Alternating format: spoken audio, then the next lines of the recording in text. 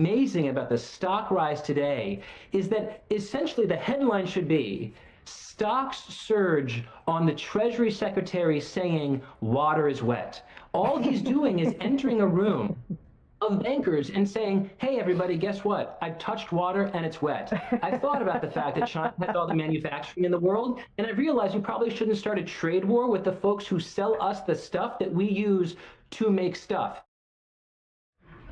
So, David, I replayed that from yesterday because this is where, sort of to Tim's point, Trump has lost his, at one point, pretty firm grip on narrative dominance, which is a term I'm borrowing from Angelo Carusone. The narrative dominance on the economy is gone. I think Trump has his lowest approval rating on handling of the economy ever. At all points in his first term, it was higher than it is right now. And that is because to the markets, there's some wish casting, I understand, and so Bessent goes in and I guess as opposed to a week ago, they believe him and they respond favorably to what he says.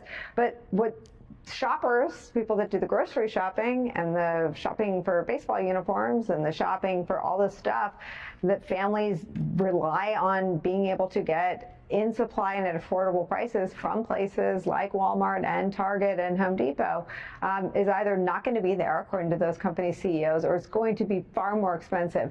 That is not something that he can turn on and off with a social media post. No, one wonders how he'll react to it. And there was an amazing chart by a guy named Neil Dutta, who's at Renaissance Macro Research. And what he did was charted when Scott Bessent is in the news, what the market does versus when Howard Lutnick and Peter Navarro are in the news. When they're in the news, the latter two, goes down incredibly. Because they're bozos, or because they're isolationists, because or why? Because of Wall Street's continued faith in the fact that Scott Bessent is going to be sort of a voice of reason. Yeah. I think that's what the reporting has borne out over the last couple of days, that when he has the president's ears, Wall Street feels more confident. But Derek is absolutely right in his comments. I mean, what we heard there from Scott Bessent was, as you said, it's wish casting. It's giving you kind of baseline facts about the situation and instilling in Wall Street some optimism that he's going to win out in whatever argument takes place in the Oval Office.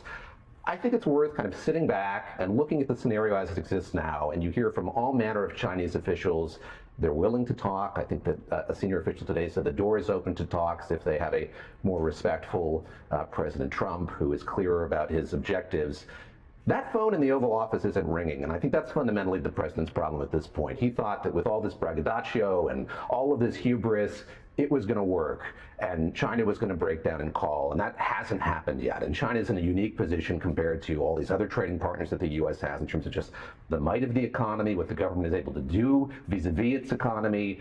But that is the predicament he finds himself in. And so for all the happy talk that we heard yesterday about how he's not going to play hardball and he's not going to be the sort of acrimonious fight with the Chinese, fundamentally, it's at a stalemate. It's what Scott Bessent said it is, which is that tariffs can't remain at 145% or there be any progress on these negotiations. That is a pickle, to say the least, that the White House finds itself in. And I think it's anyone's guess sort of how they get out of that, barring suggesting that they move away from the tariffs they have in place. And that's what we've seen over the last couple of days, is the president sort of walking back himself and through his advisors what that tariff level might be. And I saw the FT's reporting just a few minutes ago he's going to scale back, again according to the FT, what the tariffs would be on automakers. So it's not the kind of hardball tactics that we were told to expect at the beginning of this fight. It's not even a negotiation. It's Donald Trump literally crawling back into his snail shell. Greatly redefining the contours of what he says he's going to do in this fight. Even that's too sophisticated.